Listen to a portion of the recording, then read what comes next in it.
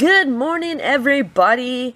I wanted to share with you guys what is on my savings star. I haven't looked at it yet, but you guys should know that we have some great deals coming up.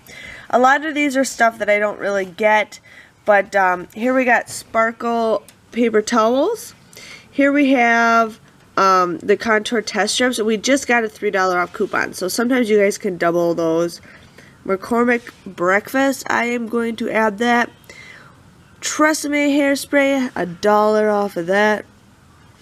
$1. Those are good coupons. We got coupons plus you guys can like kind of stack those.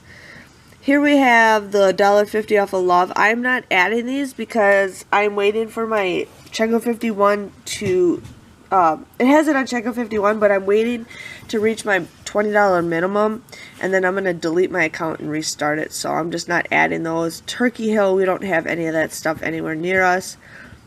This deal is also, these deals are also on Checko 51, so I am not doing that. Suave hairspray, again, Checko 51.